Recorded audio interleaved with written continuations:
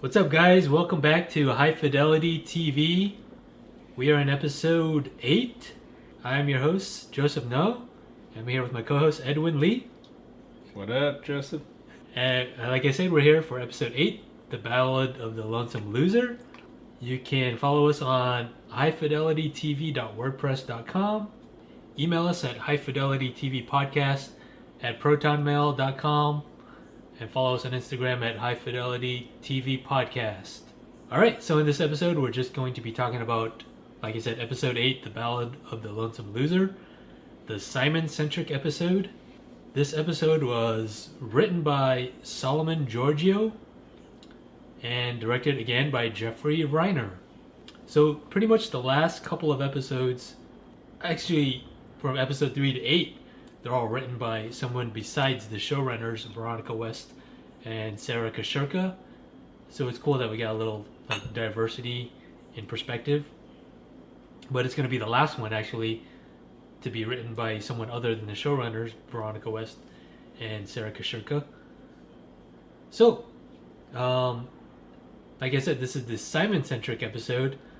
Right away, we get to see Simon just talk directly at the camera, and we know it's going to be a different episode. So what do you think of this episode, Edwin? Enjoyed it. Really enjoyed it, yeah. Yeah. One of your favorites or no? I wouldn't say a favorite, but it was good to focus on one particular character and just kind of get deep into one character. Someone besides Rob, right? Someone besides someone so neurotic and just compulsive and OCD. Yeah, personally, I love this episode. Like I said earlier in earlier episodes, I identify with Simon the most. He's kind of reserved and love shy, such as I am myself. I mean, of course, I identify with a lot of Rob's quirks, but personally, I relate a lot more to Simon. He's just a lot more laid back and low key. Yeah. You know what I mean? Cool. So, let's get right into the recap. This episode's cool because it kind of doubles back on everything, right? Yeah. We'll get into all the doubling back later, but the opening scene doubles back to Simon asking about his shirt, right, from episode 7. I would literally rather listen to Creed. Well, so... All right, I hear you. Cool. See you guys later. All right, y'all. Peace out. And then, Simon would rather listen to Creed, apparently. Again, right? So they all leave, and then instead of following Rob, we stay on Simon, which is a cool little visual cue to let us know that, hey, we're staying with Simon here. He gets a pack of gum from Carlos, which is cool. We haven't seen Carlos in a while. And after a while, he starts narrating. Sorry, is that loud? Sorry. My bad. It's all good. My bad. No, you're all good. Wait, let me just start that. Yeah. Take 2. And then, so Simon gets a pack of gum from Carlos at the liquor store. And he's listening to Dead Kennedys, right? Oh, really? Okay. Holiday You would know in more than I Cambodia. do. Holiday in Cambodia. Yeah. And he's listening to it on his phone, right? Yeah, he's got the white Apple earbuds in, yeah. Oh, okay. And then we know it starts to become a different... You think it's like a typical episode. We're just following Simon, and he's getting a pack of gum. And then all of a sudden, he turns to the camera and starts narrating to the camera. Okay, so normally I wouldn't have left Rob hanging like that, but I have plans tonight. A date. Well, maybe it's a date. I don't really know. To be honest with you, I find the whole courtship dating ritual to be a little bit juvenile. If I could, I would wake up, ideally, 5 years into a healthy relationship. Skip all the bullshit, skip all the pain. What? Think Rob has this monopoly on heartbreak? Please, she's being dramatic. You know about real heartbreak? You don't know about that real piercing ache in your soul that will never heal? The act after act of embarrassing and desperate desperation? You know about that knot in your heart, the putrid taste in your mouth that leaves you unable to speak? All right, well, look no further, for I am the Ballad of the Lonesome Loser. I am the Ballad of the Lonesome Loser, right? And then you get into the title credits, which is my number one moment, actually, because when he turns and narrates to the camera, you're just like, it's kind of a game changer, right? You're like, holy shit, like this isn't Rob's story anymore. We're switching it up. Yeah. We know this is going to be a different Yeah. kind of episode. So what do you think of this opening? No, I like the twist for sure. Yeah. This episode is cool because it's Simon in the present time, and he's talking to us about. He introduces it by saying top 5 all-time desert island heartbreaks. My desert island top 5 all-time most memorable heartbreaks. Number 1, Benjamin Young, aka Ben. When it cuts to the DJ scene, that's my first top 5 moment, because I'm a DJ and I can totally relate. And Rob is looking for a quote-unquote opener. Yeah. First track you're going to put on to get people's attention, to establish your intentions. This is who I am as a DJ. This is what you're going to hear. Yeah. This is my vibe. And they're discussing openers and... Got it. What? Okay, it's now my number 3, but it used to be number 4 on my top 5 songs for which to get a dance party started. Guess. Pointer Sisters. Yes? Automatic. Yes, Young Padawan. It's good. Let me ask you this side track real quick. Do you obsess over stuff like that? Like, I don't obsess over it, but I think about it for sure. Yeah, It's okay. like, okay. even if it's your night. Do you think about Yeah, that? yeah. I don't obsess over it because not everyone's even gonna be there. But you want You know, to he's definitely really kind of- you want to make a statement. You want Yeah. to establish yourself. Like, this is what I'm about. This is what you're gonna hear. So I think it's important. Is it everything? No, Yeah. because again, when you go on, let's say at 10 o'clock, not everyone's gonna Or be even there. 9? Yeah, so I don't think it's the be all end all. Yeah. But it's But- important to you. It's important to me, and it's important, I think, to establish Yeah. what you plan on doing. Yeah. So I think it's important, but I don't think it's everything at the same time. But is it as important as, say, like, you're in a lineup of DJs and then, like, every track kind of matters? You know what I mean? Sure, if you're on a night where you're one of several DJs and you only have part of the night, sure, you want to Yeah. just get it going. But if you're the DJ for the whole night, then I think you have a little more wiggle room. Sure. Yeah. You have to definitely, if you're one of many DJs, Oh, yeah. you gotta, You- like, hone it down. You kind of. gotta concentrate. You gotta make a statement from the get go. Yeah. Like, this is Like, every track matters. This is me. This is almost. my signature for sure. For sure. It's almost kind of better, don't you think? Like, because you're like, every track matters, so I have to put more thought into, like, my whole set instead of just like, oh shit, I gotta fill the time. You know what I mean? Yeah, sure. I don't know how many times I've been in that situation Yeah, I've never lately. Usually I'm been in a lineup. in yeah. a while, Usually it's so- just your night Yeah, and you DJ, but which sure- is good for us, like right. creatively, but at the same time, it's like, shit. I wish I kind of had that kind of creative leeway, you know. So Oh yeah. anyway, yeah, I relate to that. So going back to that scene, someone brings Beyonce "Crazy in Love," and I think it's Rob says, "Oh, that's DJ Suicide," because the crowd's gonna request that kind of Yeah. song all night. She says you play it at the last, Yeah. for the last song, And so I just can- get out of there. I can totally relate. Yeah, So when you play a song, is everything. uh-huh. Yeah, you can have a certain song, but whether you play it first, in the middle, or last, it makes a world of difference. Right. And they end up seeing eye to eye on Pointer Sisters Automatic. Automatic, I've yeah. never heard Never heard of Automatic, it either, me but neither. it made me want to go get a copy of Pointer Sisters Automatic just to hear what it's all Yeah. about. I definitely, like, when I used to spin all vinyl, I definitely would, like, be very choosy with what I play, and especially, like, opening tracks and what I don't want to play.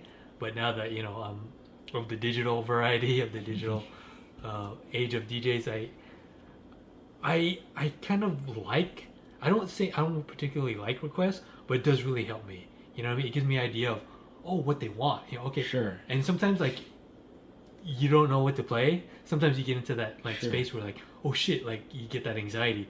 What do I play next to keep to keep the crowd going? Sure. And then somebody requests something, you're like, oh, thank you, Yeah. because I could just go off of that. Sure, you know it what I gives mean? you it gives you a marker. It gives you a beacon. Yeah, a barometer of what everyone like kind of wants.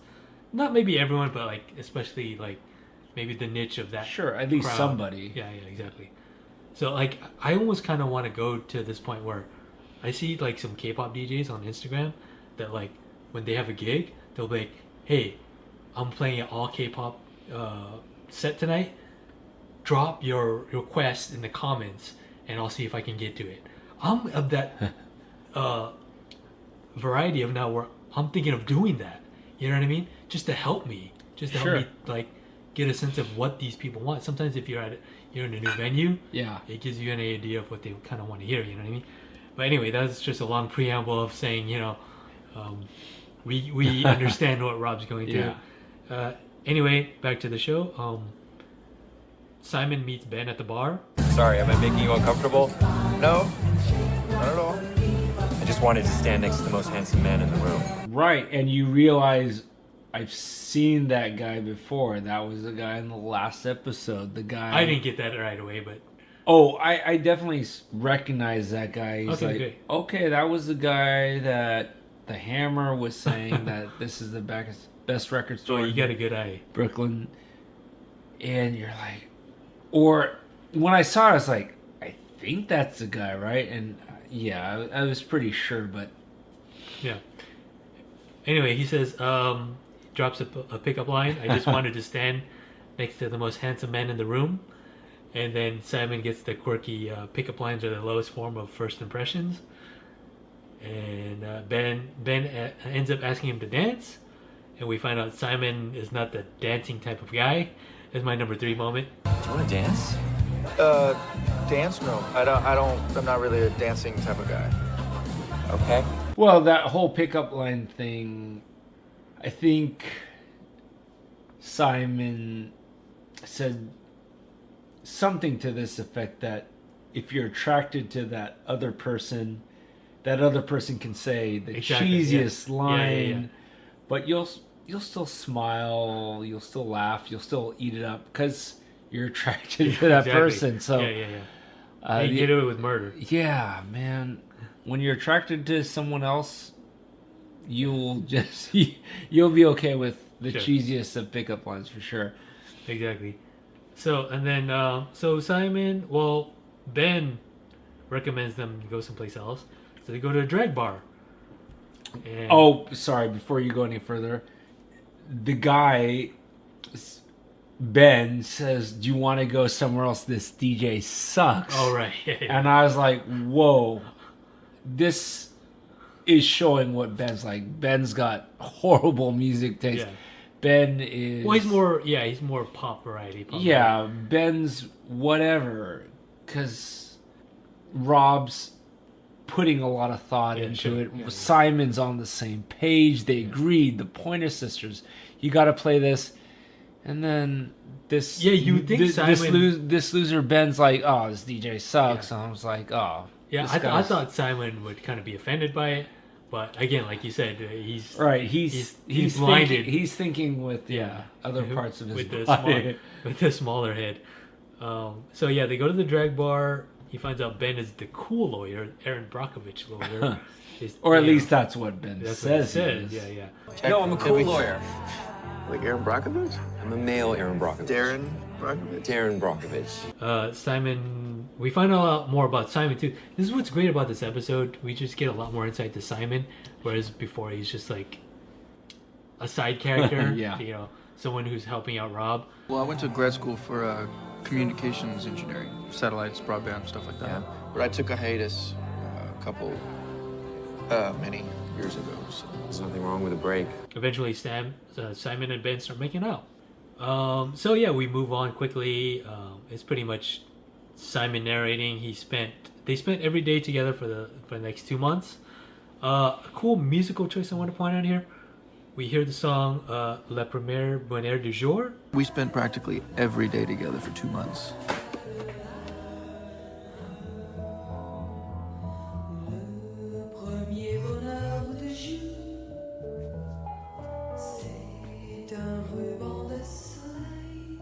sorry if I'm like my French is really bad, but I love this track because it's the Os Mutantes track. Okay. It's the cover version of a song by Francois Hardy. Okay. And I'm a huge like yeah. Oh yeah. Like 60s French Sure. girl. Yeah. Like I love that era. Like my mom is of that era. She listened to like France Gall, France Hardy, Sylvie Vartan, like Serge Gainsbourg, like all those great like classic 60s, you know. Yeah, shout So, out like, to France Gall for sure. yeah, exactly, right? But yeah, I love Francois Hardy, and I love this song, and I love the Os Mutantes.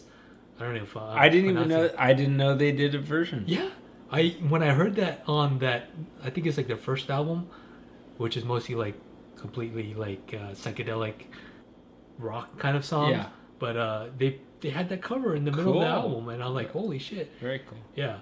So anyway, at this point, Simon. Well, sorry, what's his name again? Ben is not texting Simon back.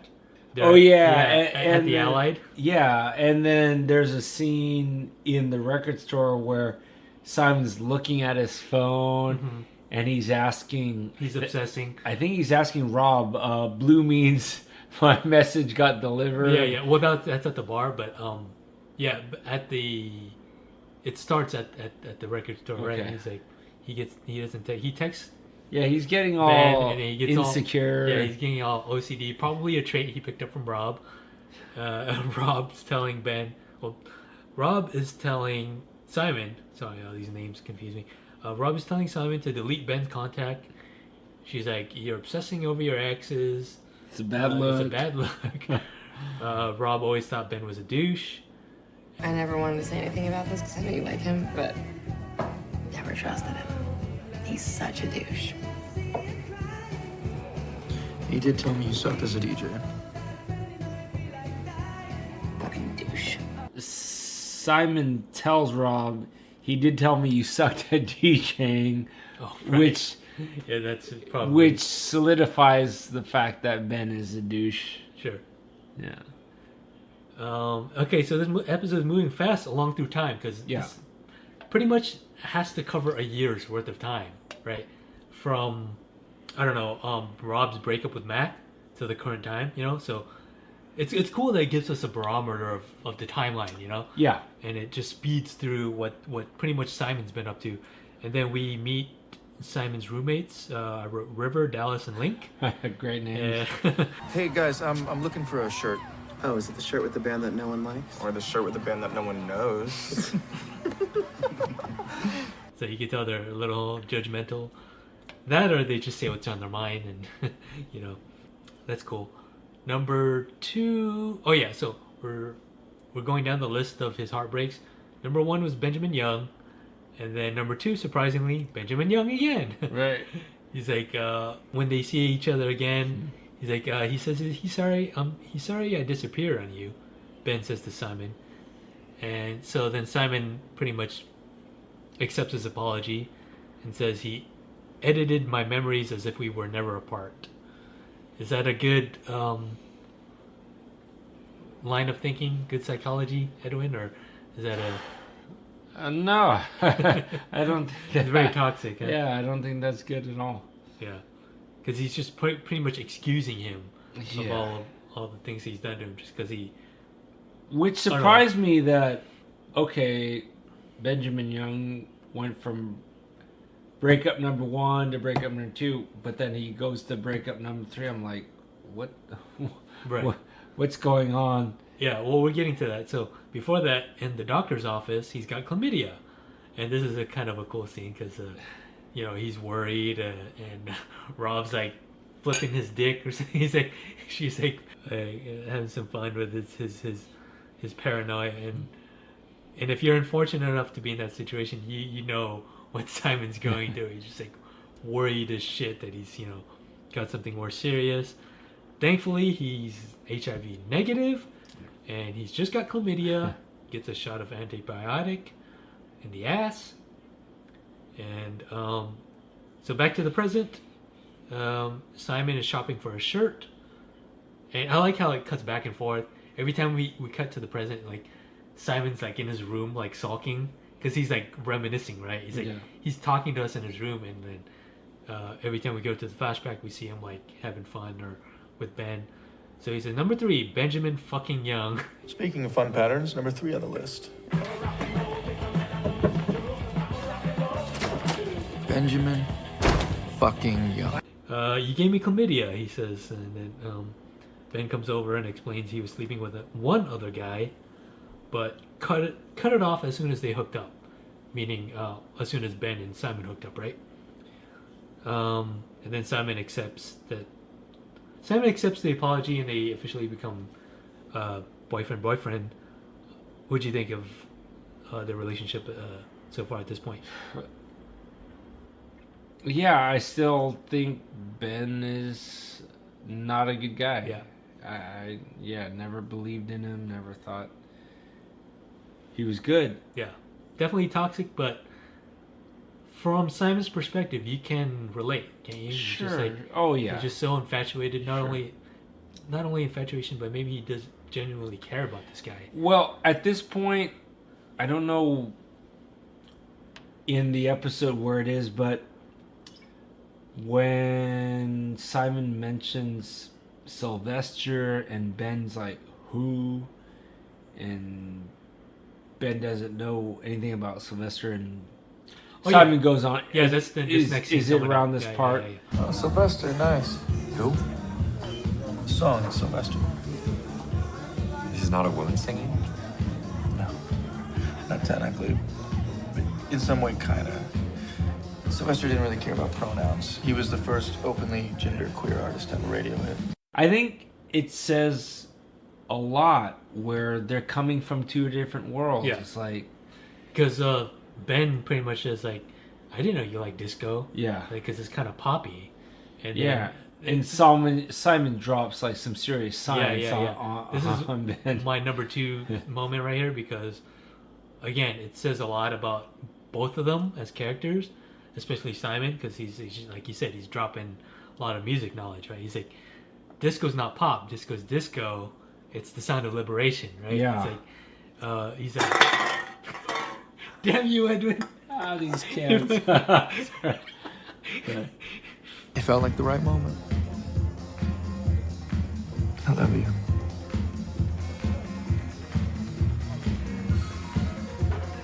Pretty much this is the first time he says I love you to Ben, Mm-hmm. because like they're just like talking really close, and I think Ben just like kind of brushes it off, takes a phone call maybe in the middle of that, Yeah. and Simon just says like it wasn't the right moment.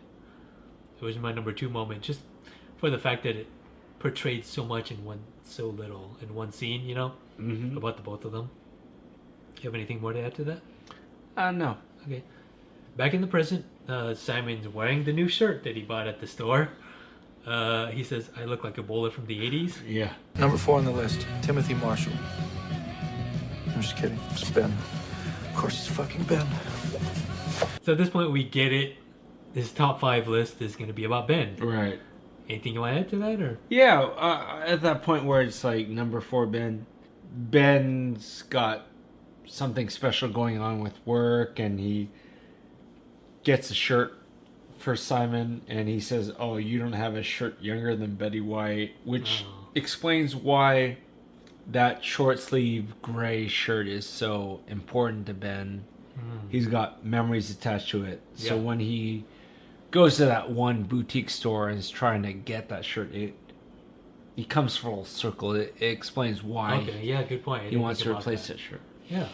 Wow, see, so many like layers to Yeah. something so seemingly insignificant, something very minuscule. So yeah, we're back at the Ben studio apartment. Ben says, I love you back. I wish I'd known it wasn't gonna last. I love you. I love you. I would have enjoyed it more. Good. I love you too. You want to grab breakfast somewhere? No, I can't. I have to go open the store. Again? Does Rob even work there anymore? I'll give her a break. Fiance just dumped her. The least I could do is work some extra hours. And you could tell like this is a good like timestamp, right? Like this is where Rob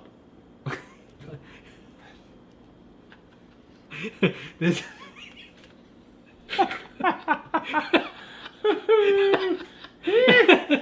Yeah. Fucking dude. You can tell this is where Rob. This is the timestamp where Rob broke up with Mac, right? Yeah. You okay?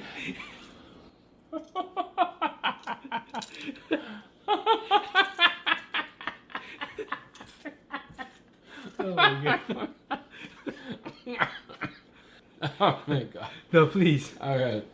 This is Yeah. I'm a guest in your No, this is the beauty of editing. Yeah. No. Where was I?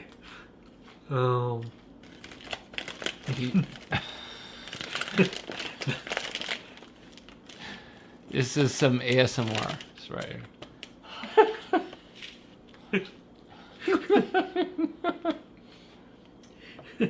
Okay. This is all gonna make it into the Okay. final cut, by the Okay. way. You sure you didn't want to just like pour it out? No, I'm good. Okay. I don't even know where I left off. Okay, so so Ben makes partner at his firm, invites Simon to the party to celebrate. Yeah. I just saw you reaching for something, Edge. Okay. I made you flinch. Yeah. Oh man, I'm getting a cramp. Oh. You're gonna have to do a lot of editing. I know, exactly. It's my fault too. Make you flex your Affects editing my muscles. editing skills. I got nothing else to do now. I'm gonna be quarantined, We all are. right? Yeah. Well, couldn't All take right. it to the new, Right, yeah, the no, new exactly. reality. Welcome to the end of the world, right? Yeah. So Ben makes partner at the firm, invites Simon to a party.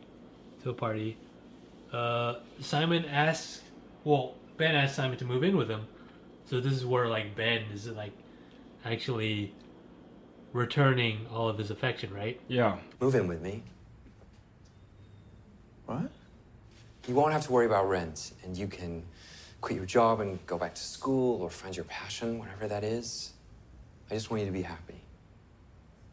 I am happy. No, you know what I mean. And you could tell like both of their definitions of happy is completely different because Simon's like, I am happy, right? Yeah, and you could tell like Ben's gonna be like, "Oh yeah, I got you covered. I'm so rich, and I can subsidize whatever you need to do." Yeah. Is this where Yeah, he sees the Ben sexy leaves text. the room, Yeah. right, and Simon sees Ben's phone go off, and he sees a little text Right. come in. And then at this point, he says like Ben was always embarrassed by him, so you could tell like Simon is already having doubts. And Any you know second what? thoughts? This is Simon's what Lily Girl, what Ian Gaia moment, where he's like, "Who the f is Sam?" Right? Right. Yeah. Good point. I didn't think about that. So it's kind of like everyone's got that moment of who is this Yeah. person? Yeah. Yeah. I didn't. Yeah, that's a good point. His what fucking Lily girl moment, right? Yeah, exactly. So back at the bar, they're celebrating at the bar.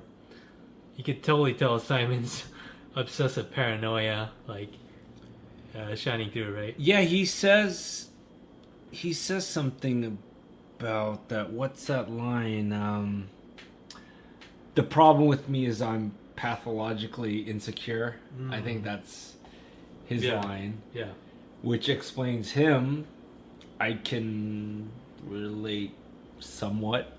I think everyone's had their moments of insecurity. Yeah. You always tell the quiet ones are kind of insecure. And again, I kind of relate to that as well. So, yeah, he calls out the coworker that Ben's talking to. He sees him like from a distance, right? I get it, okay? I'm a loser. You can't fix me, so you start fucking around with this elderly thirst trap. In retrospect, that might have been over the top. That was Pretty uncomfortable. embarrassing. Yeah, it was very embarrassing for Simon. And But I at, think at least he came through on it. He didn't like just bottle it up. And I think that was probably like one of Ben's bosses. It looked like. Probably, yeah, like another partner, right? Completely shamed him. It's all good. Yeah. So, Simon, back in the present, Simon leaves the house with the shirt. The roommates object. Like, we can't have you leaving the house with that. I love them. We only get a couple scenes with them, but they're pretty cool. Whoa, whoa, whoa. Why are you dressed like it's your first day being gay? You cannot leave the house in that shirt. Yeah, no. He's like, number 5, Ben. Benjamin Young, of course. Back at Cameron's invitation to the last hurrah at the record shop. This is where we come full circle, right? It's like we see the Ben visiting the record store, right? Yeah. And brings us up to par, brings us up to, it's been a year, you know? Look, we both made mistakes. And maybe we've already given this thing too many chances, but I would love to hang out with you sometime. Maybe grab a drink? And there he was, sitting right in front of me, saying everything I ever wanted to hear. And I realized if I wanted a shot at being happy, I'd have to take a risk. The logical part of you is just like, no, don't go back to him, Simon. It's like, you've been through it like 5 fucking times. Like, don't do it again, you know? So it's pretty cool that the next scene, he's on his way to see someone, and it's like that typical rom-com trope. Yeah. Like, oh, who's he going to see? Yeah. But you're like, please don't let it be Ben, because like Ben's so bad. Or for I you. think it's even beyond that, where it just expect, okay, he's gonna be Ben. Yeah, he's gonna go back to Ben. But, Yeah. But no. Yeah, especially because you said like the shirt thing, right? He's like, maybe he picked out a shirt just for Ben. So and then subvert your expectation. You're like, who is it? And it's the coffee shop guy, right? Yeah. Which to this point, do we have his name? I didn't write a name down, so I don't have a name, but the barista guy remembers Simon's name. Yeah. And he's like, I just wanted to ask you, what are you doing right now? And he's like, I thought you never asked. Right, he shoots his shot, as they say these days. Right. And then he's like, what's up with the shirt? He's like, he doesn't really like the shirt. Which is funny, because I thought that shirt was nice. Totally cool. Okay. I don't know. Yeah. I mean, it was out of character for sure. Do you want to get a drink, maybe? Right now? Starting to think you never ask.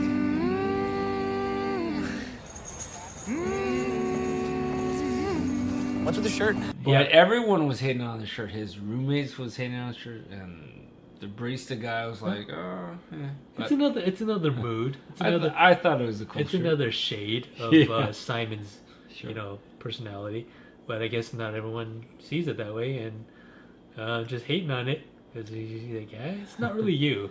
But as Simon and the barista guy are hopefully starting off a fun-filled night, you notice that they're walking by Rob sitting on the curb, which is a throwback to the previous episode. Exactly. It brings us again like full circle. Yeah. To them walking by Rob on the curb from the last hurrah. Yeah, I like how they number 5 moment for me. I like how they do connect the timelines. It's like episode 8 and episode 7, they're almost running side by side. Concurrently. Yeah, I love that. I love when narratives do that, and especially like if you feel cheated that you spent time with a certain character, and then they just like go back and like, oh, I'll give you a whole episode about it. Yeah. You were wondering what happened to that? Oh, here's another episode. Yeah, so. Exactly. So cool. Final thoughts and your star rating for the episode, Edwin? I will give it a 4 out of 5. 4. Yes. Awesome. Reasons?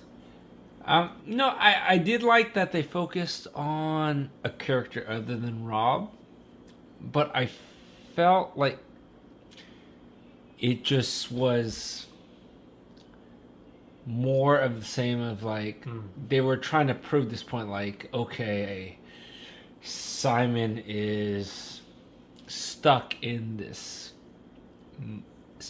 rut of being with Ben. Yeah. And I just felt it was just kind of like a little more of the same, a little more of the same. A little redundant. Yeah, a little redundant. Okay. But I did really appreciate focusing on another character besides. Yeah. And if they did the same with Charisse, I'd be like, that would be cool. Again, yeah, I was going to bring that up. I'm glad you brought that up. But I respect your opinion, and I hear you. But I love this. And you know what? I'll agree with you on another issue is that I didn't really like Ben. Ben is kind of a hateable, unlikable character, but at the same time, it goes to a greater point of like when you're with somebody, like you don't care about their faults. You know what I mean? You like them either way. Oh yeah, and You know I what think mean? And you're kind of blinded by they love. definitely showed that when Ben said, "This DJ sucks," and that's Simon's best friend, best friend, boss, whatever you want to say, and Simon just kind of goes with it. That says a lot. Yeah, like exactly. That infatuation, lust, love, whatever all those trumps together. a lot of stuff for sure. Trumps your logic, like you said. You know, where you're thinking with your other head. You know, so trumps logic, trumps your allegiances, trumps your loyalty. Oh yeah, exactly. And it's a great example of that. So, final thoughts for me. I thought this episode was kind of a revelation. Again, I love the character of Simon. I love it when an episode just like doubles back on something, shows you another perspective, and goes back in the timeline and then matches with the timeline. So, you know, I really loved it for what it was doing. It's very ambitious. I really hope that they do this again. Maybe, hopefully, again, like you said, with Charisse, or, you know, I guess that's the only other major character. But I give this a 5 out of 5 stars. Oh, damn. It's probably my favorite episode of the season. I just, at this point, like, I don't know if it's like because we spent so much time with Rob that I'm like, I don't want to say sick of her, but that it just feels so refreshing that we get outside of Rob's perspective for a while. Yeah, you know what I mean? for sure. So it's like such a timely episode. And if you listen to our past episodes, I'm always like, I want to see more of Simon. I want to see more of Charisse. I want to see more of like Cameron and Nikki. And then we finally get like a full episode of just Simon. And then, you know, it's great that we get the juxtaposition of like his top 5 desert island heartbreaks is all Ben. Yeah. You know, which it was pretty cool. Anyway, so those are my final thoughts. Before we end the episode, what do you think of the series so far, and where do you think it's going? I like to ask you that every time we get to like a turning point of this. Yeah, I'm of the thoroughly enjoying the series. I'm looking forward to where it's gonna go. Yeah, well, it involved other characters such as Charisse. Yeah. What'll happen with Robin Mack? What'll happen with Robin Clyde? Yeah, it's very open ended. Yeah. So it's keeping me interested. At this point, we know that it's just a 10 episode season, so I don't think there's enough time to have another like standalone episode like this. Yeah. Unfortunately, so and we only have 2 episodes to go. We have to wrap up, you know, what's going on with Rob and Mac. We have to wrap up, you know, what's going on with Simon, Charisse, maybe even Cameron and Nikki. So we got a lot to do in just a couple of episodes, just an hour left. You know what I mean? So we will get there when we get there. And that will bring us to the end of the episode. Thank you guys for joining us. Stay tuned for episode 9, Fun Rob. Thank you for joining me, Edwin. My pleasure. You can always find more of our episodes at highfidelitytv.wordpress.com. Email us at highfidelitytvpodcast@protonmail.com. And find us on Instagram at highfidelitytvpodcast. Find Edwin on Instagram at Bedwin Lee. And we'll see you guys next time.